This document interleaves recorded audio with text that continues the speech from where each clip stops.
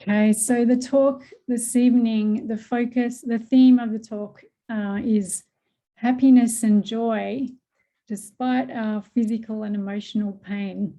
So it's I'm going to look at pain of different types: physical, chronic pain, illness, as well as emotional pain, and look at how we can experience happiness and joy despite or regardless of these painful experiences that come and go that we all experience.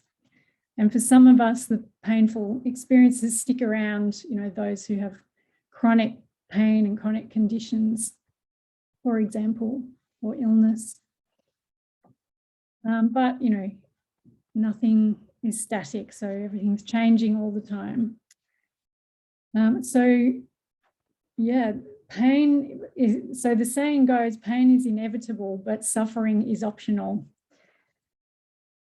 So the Buddha taught, as you would know, that pain and suffering, illness, old age, sickness and death is inevitable in all of our lives. There's no way around it, no escape from it. But this pain and illness and old age and so on is inevitable, but the suffering around it is optional. So that is really, the heart of the Buddha's teachings. And, those of you who are familiar with the life story of the Buddha would be well familiar with how the Buddha, as a young person, came to discover this, that pain is inevitable.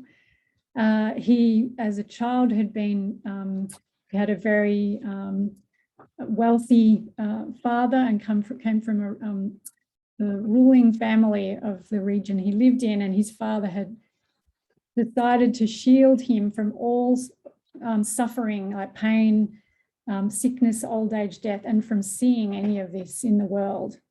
And so he kept the Buddha, inside the family palace, the compound.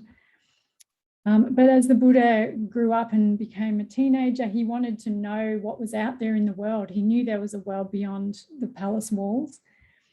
And so one day he decided to escape the palace walls without telling his father, and off he went out to see what was out there. And what he saw shocked him. He had no idea that the reality of human life and non-human life is that we all grow old, we all get sick and die. And he saw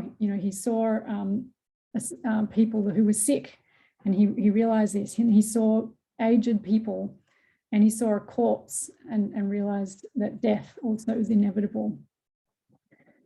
And so this was one of his first big awakenings and realizations, was that this is inevitable and unavoidable. And then he went on his whole journey. His whole spiritual search was about how to find the happiness or the liberation from this suffering. So how to deal with this old age, sickness and death without it having to be all about suffering. So the thing that has struck me, such an amazing and brilliant, beautiful teaching in the Buddha Dharma, is that the teaching that learning to face and even embrace pain and emotional difficulty and all kinds of suffering is the path to happiness. So it's this kind of paradox. And for me, most certainly has been the greatest shift for me was learning and being able to embrace difficult things and painful experiences. And I can even remember the retreat that I was on where I realized this, and it was this like mind-blowing, wow, I can actually go towards something I don't like and towards a pain or an emotional upset, rather than running away or trying to block it. And so this is pretty radical. this is a radical teaching, and you know, this is probably why Buddhism gets a, from those who are not familiar with the teachings, it's said that Buddhism's all about suffering, you know, it's all focused on suffering. But yeah, that kind of misses the point. The paradox is that not pushing it away is the path to finding true joy and happiness. So in our modern world, unfortunately, there's a myth that has been propagated that we should be able to avoid pain, old age, sickness, and death. So rather like the Buddha's father, who was trying to cloister him away, and so we'd never experience it.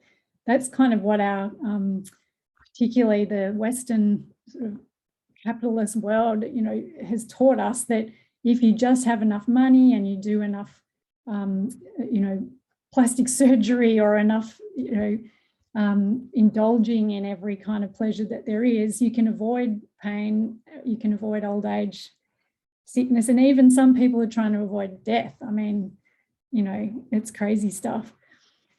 So we have been, generally, our culture has taught us that we should try and do what we can to avoid these things, and that we should be able to have a life that doesn't have pain or discomfort, doesn't have illness, and can avoid the fact that we're all going to die. So this is really unhelpful, because it sets us up for failure, doesn't it? Because eventually we'll all get sick, or we'll all, you know, have an injury, or of course we'll all get old and we'll all die.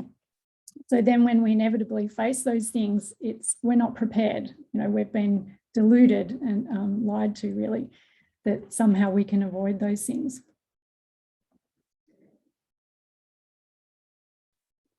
So yeah, many of us, when we hit a big challenge in our personal life or in the, you know, the wider world, like a pandemic or climate change, or we have a personal issue like a relationship breakup, or chronic pain, injury, etc. Most people aren't prepared for it. We're really thrown and just haven't got the skills and the framework to deal with this. So I want to delve into this, like what is the framework and what are the tools and skills that the Dharma gives us to deal with these sort of big challenging experiences. So I'm particularly interested in the idea of how our emotional life and our mental life, I guess, gets affected when we're sick or we're in chronic pain, chronic physical pain. Or indeed, you know, where we get affected by conditions like anxiety or depression. And the reason I'm very interested in this, looking at sort of illness and pain, because I have suffered myself for many, many years, for 30 years, in fact, from regular migraine headaches, multi-day migraines. And it gives me lots of time to reflect on this question. So what I notice when I get a migraine is that my mood and my thoughts are affected by the state of my body and I guess, the chemistry in my brain. So on a normal day, you know, I can be quite positive and happy, but then on a migraine day, I'm sad, I'm, you know, negative, etc. So it's pretty amazing how our body and our physiology can affect our mood or our thoughts and our emotions so much. So I'm sure many of you can relate to this in some ways if you've suffered illness or injury or anxiety or depression and so on. And also I was reflecting that this is not so different from an emotional upset, which we all experience, like you have a fight with a loved one. Again, that affects our mood and our brain chemistry. And again, we can feel and physically can feel pain and certainly feel really bad. So I'm going to touch on that as well. So the question is, how can we be connected into our potential for happiness despite these emotional or physical clouds moving through our body and mind?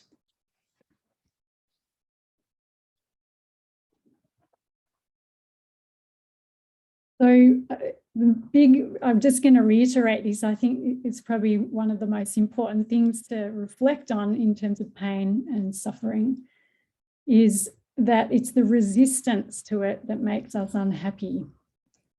So if we deeply accept how things are, that we've got an illness or an injury or a challenge, we will no longer be stressed, or we'll be a lot less stressed, I should say. So in that way, we'll be in flow with what is rather than pushing against reality.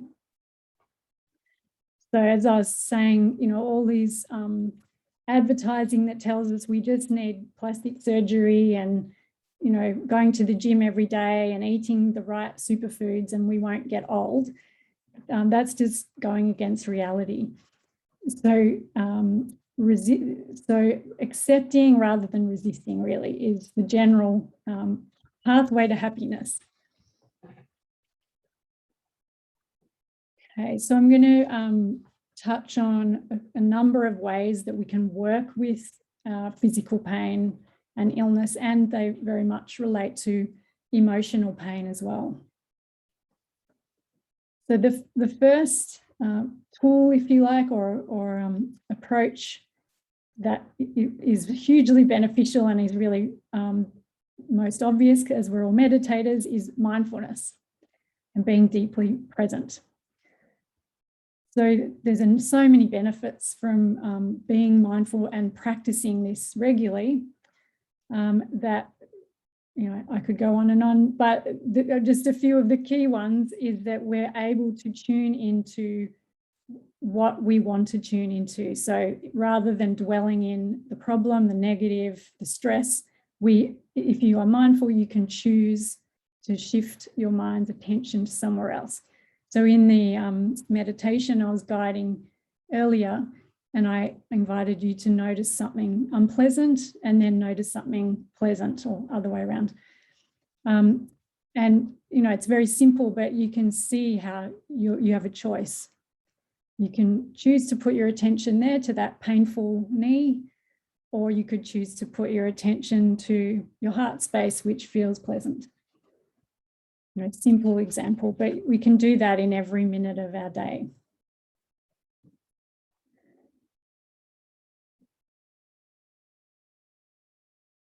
And so importantly, with illness, injury, but also emotional issues like, conflict, this also allows us to get our mind's attention away from the thoughts and the story and the worrying about it all and the thinking about it, which winds us up and increases the pain and the suffering and the stress. So being present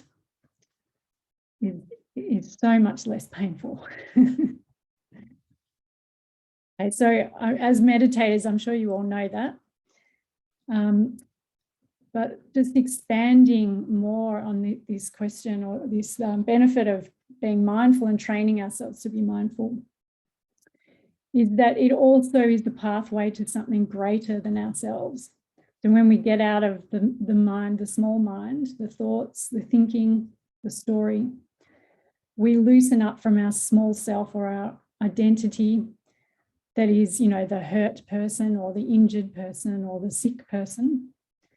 And we tune into something greater, something timeless and vast. So the universal experience where joy can always be found. And importantly, that sort of joy does not depend on anything else. So it doesn't require the conditions to be in a certain way. It's always available, even if we're not well or we're not feeling great. Okay, so the second pathway or practice or tool is tuning into nature and the world around us. So obviously mindfulness is the way to do that, but I just wanted to touch on particularly tuning into nature and our surroundings. Even if we're feeling sick or we've got a lot of pain, we can still appreciate and really connect in with the beauty of, the land around us, the creek, the flower, an animal, the moon in the sky, And those things are just available to us all the time. And the hugely powerful benefit of this is that tuning into nature allows us to feel connected in a way we don't often feel. So generally we feel in our sort of modern lifestyle, we feel cut off. But if you sit down in, you know, the park or by the beach or out in countryside and just be there, you can feel connected to that in a way that you rarely ever do. And you can feel that you're a tiny piece in an infinite, timeless whole. And which is not dependent on anything being a particular way. It's not time bound, it is just infinite and endless. And there are certainly other times where we can feel deeply connected, like when we gaze into our child's eyes or our lover's eyes, or perhaps if you're a musician and you completely get absorbed into your music or your art. So, you know, there are definitely other ways to feel connected, and where the identity drops away, the self, the small self drops away. But I feel that nature, when we're able to be sit and feel connected, there's a vastness there and an infinite state of the universe, really, that is, you know, is not short-lived. So, you know, your lover or your child is unfortunately short-lived. They're not going to be permanent. Yeah, so nature is always going to be there. Okay, the third pathway is to train the mind to incline towards joy or happiness. So I mentioned earlier with mindfulness and with our practice, we are training the mind to be able to choose where our attention goes rather than just flicking from here to there, you know, letting the mind jump around. So with this choice, with this skill of our mind, we can choose to focus towards moments or experiences in our life that are more peaceful, more joyful, that invoke happiness for us. And this is without getting attached and overly clinging, of course. But really, humans have a negativity bias, so we're more likely to notice what's wrong, not what's right. So actually, most of us do need to train our mind towards what's right or what's more positive in any moment. So we need to kind of train ourselves to have a positivity bias. So one, you know, obvious ways you can do that is in any given moment is just to notice something that's pleasant for you without clinging to it, but you can just notice there's a beautiful plant there, or the smell of coffee is so lovely right now, or, you know, my child or my partner is so beautiful right now, or whatever. Just noticing those small things. And importantly, many people also can benefit from turning that positivity lens towards themselves. So most people, in the way we're raised, most people tend to be a bit negative about ourselves. So I would also encourage this kind of positivity bias to be focused on ourselves. Like, what have you done right today, rather than what mistakes have you made? Okay, the next pathway is focused particularly useful around pain, if you have chronic pain or injury or illness. And the next couple of next few points are really talking about this illness and injury and chronic pain. And speaking from experience that when I am sick, like if I get a migraine or indeed any other kind of illness, there can be a real sense that something is wrong, that this pain is bad, it should go away, it's wrong, and I shouldn't be having it. So that resistance I was talking about. So pain obviously is a great signal to our body that and our nervous system that something is wrong. So pain is very useful. So if you put your hand on a hot stove and you go, ow, and you take your hand away, obviously pain's very useful in that sense. But those of you who've experienced chronic pain or kind of conditions like migraines and so on that go on and on, the pain's not really that useful. After a certain point, it's not telling us anything new. And there's not much we can really do about it. We can't take our hand away from the hot stove, so to speak. So in that situation, we need to train our mind to not tune into the potential danger, if you like, of that pain. Like, it's not useful. So if we can obviously the pain's going to be there, or the other bad physical feelings, but there are other things happening at that time. So there are pleasant things around you. There's other other experiences happening at the same time, and we can choose where to put our mind. So, for example, I'll give my migraine example again, that I have, pain going on in my head, I have nausea, I have exhaustion, and that feels those are really negative. But I can also tune into, there's a real relaxation kind of letting go, giving up kind of thing at the same time that actually feels kind of nice. Like, oh, I can just let go. There's nothing I need to do right now because I basically can't do anything. So that's a pleasant feeling. So I can choose, okay, I'm just going to relax into that pleasant feeling and not get worked up about, feeling nauseous or having a sore head. And, I know that sounds simplistic, but it is really possible in any moment to notice multiple things, and some of them are pleasant and some of them are unpleasant.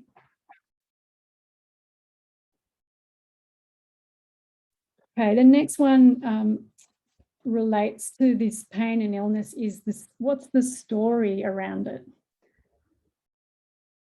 So many of us, when we're ill, when we're sick, or we're having ongoing pain, have an underlying belief that the pain is there or the illness is there because we have done something wrong. Like, it's my fault that I've got a migraine, or that, that you've got, or this injury or this illness, or it's my fault that I haven't bounced back, or I'm not better, or, I've done something wrong. I haven't taken the right supplements and built up my immune system, or whatever it is. So, oh gosh, I can really relate to that because my migraines are triggered by certain foods. So I have to really be careful. If I have certain substances like caffeine and MSG, I get really sick.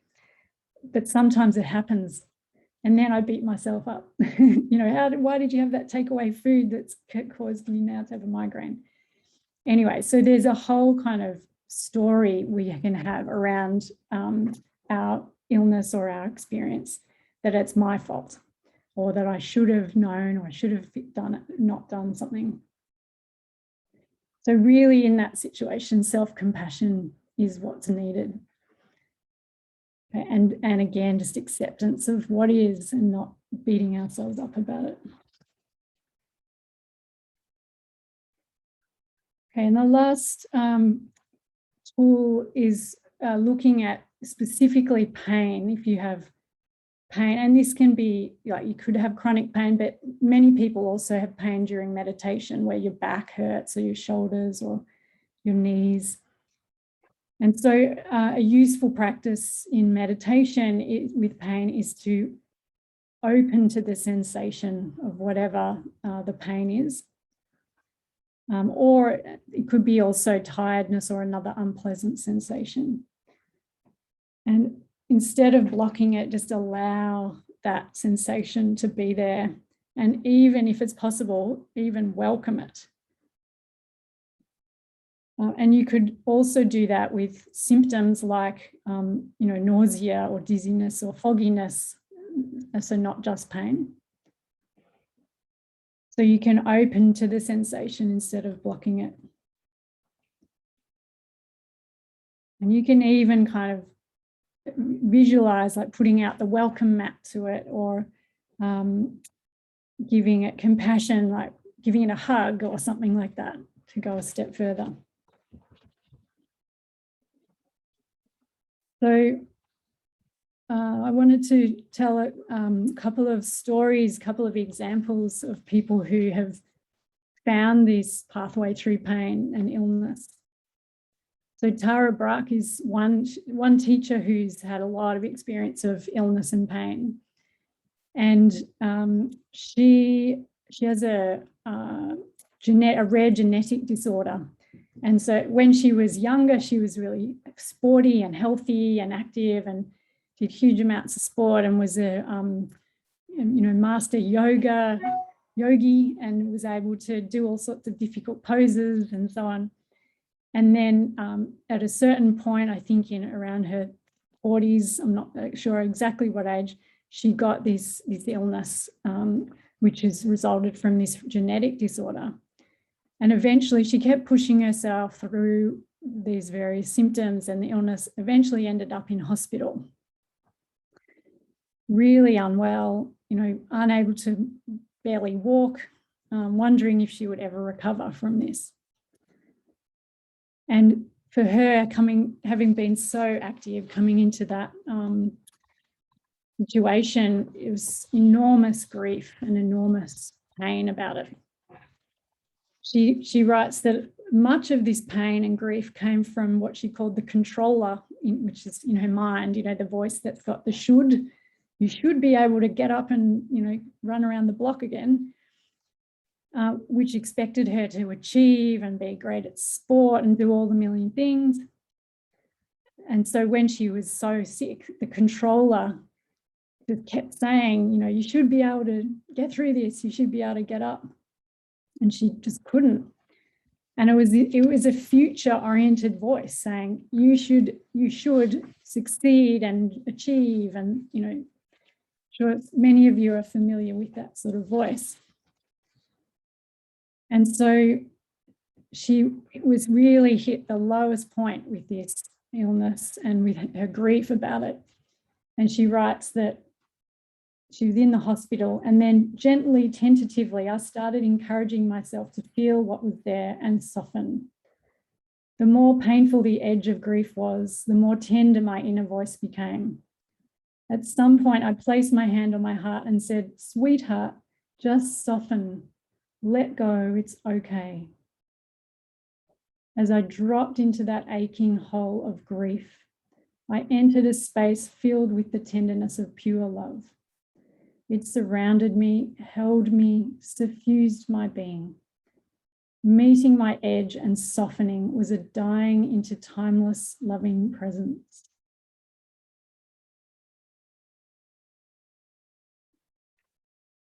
That meeting your edge and softening, that is advice actually from the Tibetan Buddhist teacher, Togyen Trungpa. And it's beautiful if you can really feel it, like, meet your edge, like where are things so difficult? Can you soften around that? And it could be the physical pain in your body, but it could also be an emotional pain.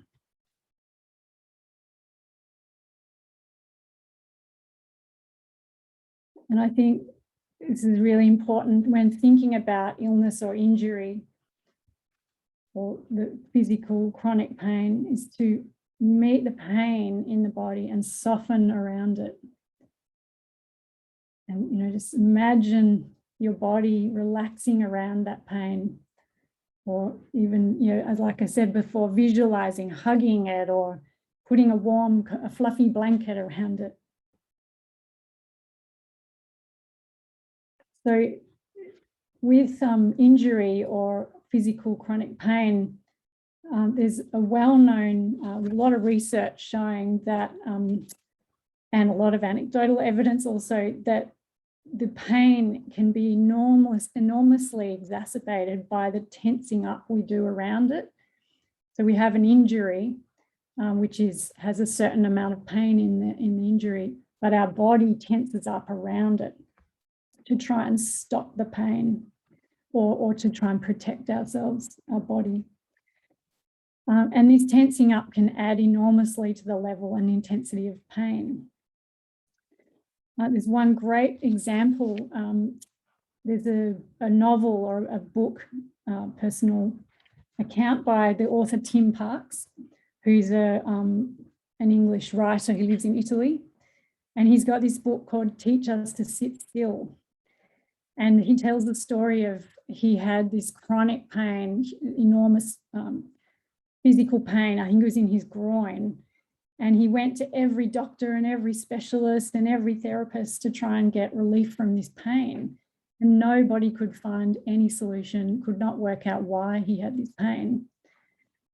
And eventually someone suggested to him, and actually he was at the point where he's about to get surgery. He's some, I don't know, neurologist or some surgeon said, you know, I can fix that with surgery.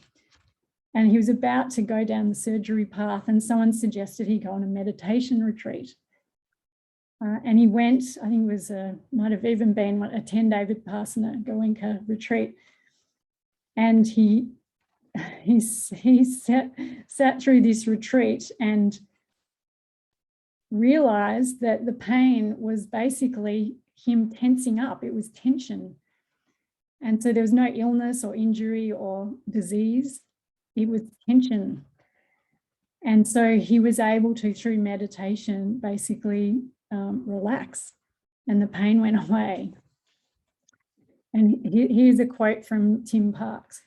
He says, "Just when the medical profession had given up on me and I on it, just when I seemed to be walled up in a life sentence of chronic pain, someone proposed a bizarre way out. Sit still, they said, and breathe. I sat still, I breathed. It seemed a tedious exercise at first, rather painful, not immediately effective. Eventually, it proved so exciting, so transforming, physically and mentally, that I began to think my illness had been a stroke of luck."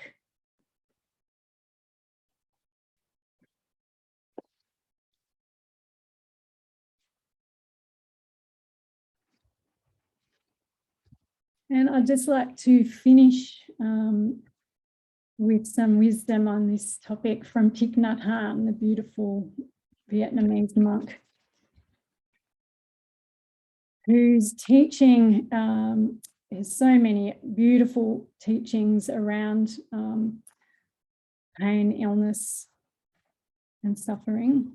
And his advice is that we all need to water the seeds of happiness in ourselves by focusing on what gives us joy.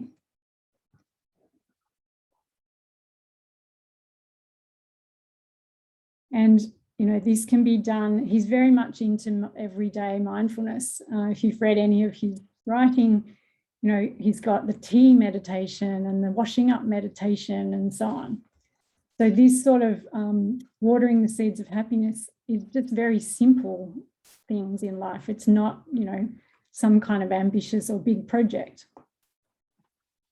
So if you feel anxious or lonely or depressed, or if you're unwell or in pain, look for those things in life that give you small joys and water those seeds. So listening to uplifting music, delighting in your children or your friends, in walking in nature, or enjoy a great latte as if it's the last latte you're ever going to have. Really enjoy it. And this can be done even at the most difficult of times.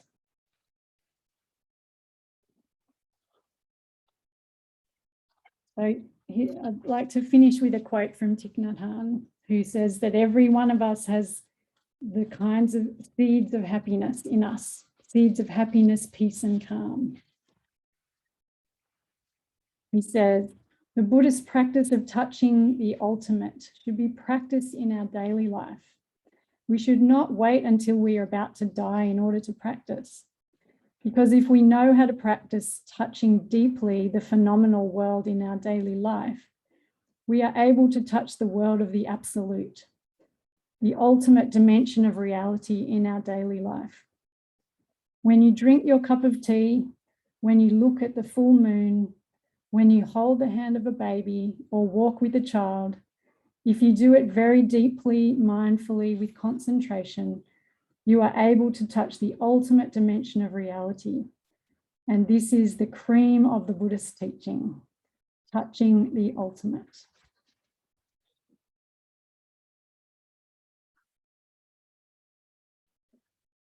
And thank you for listening, everyone.